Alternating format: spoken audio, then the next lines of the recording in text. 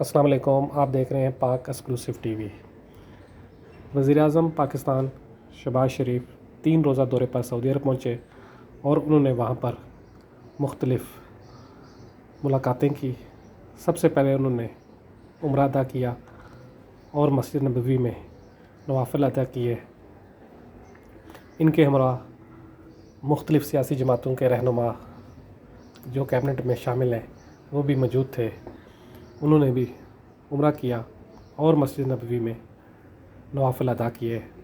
اس موقع پر امام صاحب کی جانب سے پاکستان اور عالم اسلام کے لیے، سعودی عرب کے لیے دعائیں کی گئیں۔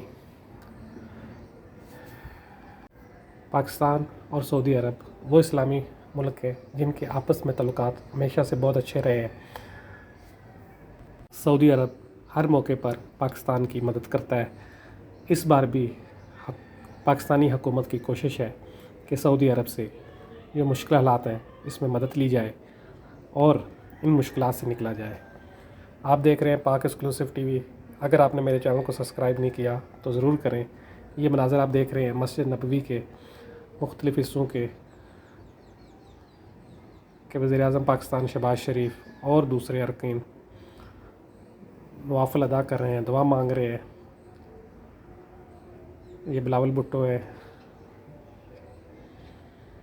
خالد مقبول صدیقی اور دوسرے بھی رہنما اس موقع پر موجود ہیں۔